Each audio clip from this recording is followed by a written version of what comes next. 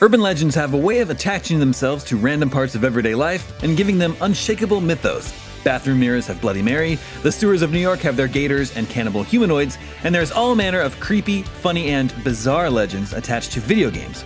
Here are our 10 favorites. Professional athletes have dreamed their whole lives of making it to the big leagues and all the perks that come with it. But there's that old phrase about being careful what you wish for, and any professional football player who gets drafted to appear on the box art of that year's edition of Madden NFL might start to regret their fame. The legend goes that along with the prestige of being a cover boy comes a curse that causes their upcoming season to be disastrous. That may sound like a bunch of hooey, but it does get eerie when you look at stories of players like Dante Culpepper, who after gracing the 2002 cover, ended his next season with a back injury. Similar instances of injury, legal trouble, and other manner of bad luck continue to happen to players who make the cover to this day. Well, not always. Not even malevolent curses can stop Tom Brady. Killswitch allegedly existed in the late 1980s, and its publisher, the Carvina Corporation, not a real corporation outside of this legend, supposedly only created around 5,000 copies. While there is no firm evidence Killswitch ever existed, its legend kind of backs that up. Once you finished it, all of the game's files on your system would delete themselves. All traces of the spooky game have supposedly vanished from the world, unless there is one copy buried in someone's basement.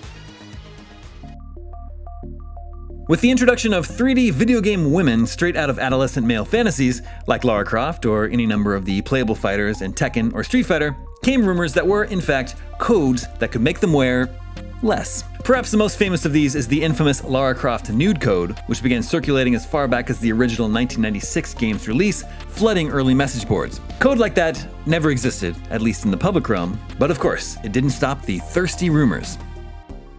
Considering the power we're playing with today, it's hard to imagine that the PlayStation 2 was once considered the pinnacle of console hardware.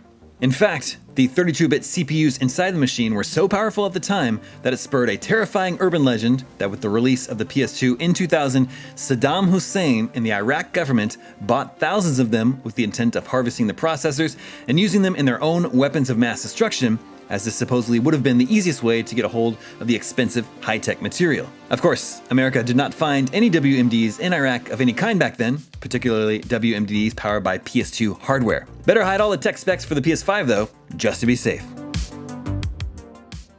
For players that are old enough to remember, older Pokemon games weren't always cute and colorful. In fact, they could be downright unsettling.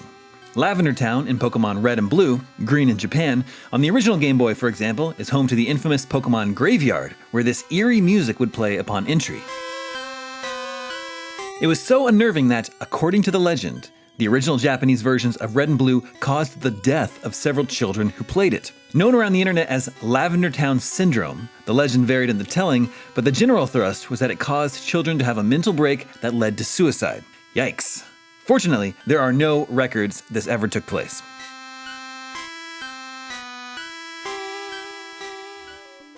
It's no secret that many urban legends are just a hair's breadth away from conspiracy theories, and the tale of Polybius bridges that gap like few others. The story dates back to the early 1980s, when arcade cabinets for a game called Polybius were delivered to arcades around Portland, Oregon. Players flocked to the weird new puzzle shooter that featured plenty of strobing effects and twisty visuals, which supposedly led some to experience mental health issues, such as hallucinations, amnesia, and more sinister problems. If this wasn't bad enough, the legend goes that the CIA was behind it, collecting data about the players of the machine and using brainwashing technology to infect the minds of young arcade goers. Though the legend permeates, there has never been any irrefutable proof that Polybius ever existed, with only a screenshot of the Polybius title upheld as shaky canon.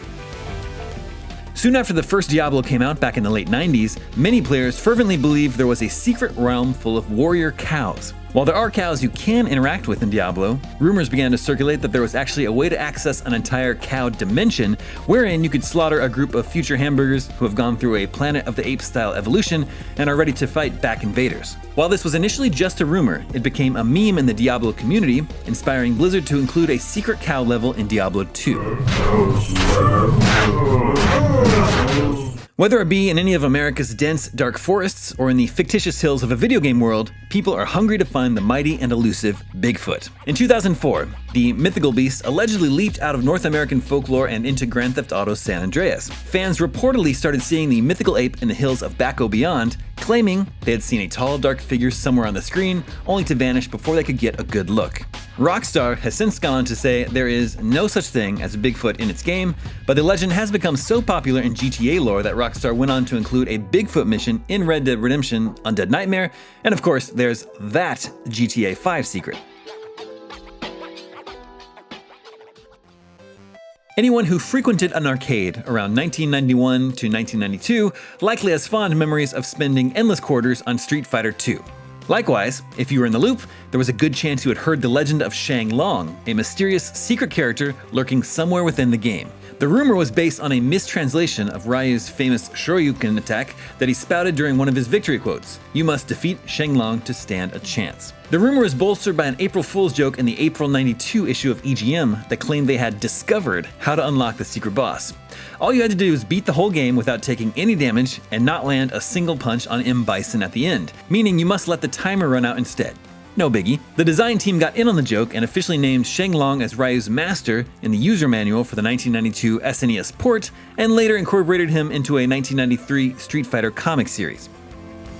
Anyone who grew up with cartridge-based gaming has run into the same problem at one point, and no doubt the same solution. You pop in a cartridge, and for some reason, nothing seems to be working. But was the blowing on the cartridge ever actually effective, or is it just something that made its way around the playground? Well, who really knows? The reality is that Nintendo's connectors and the NES system could often wear out over time and were notoriously finicky in those days, so simply taking out the cartridge and putting it back in usually tended to do the job. Those are just some of the urban legends that have popped up surrounding video games. Have you heard of any that we missed? Let us know in the comments, and for more on all things gaming, keep it right here at IGN.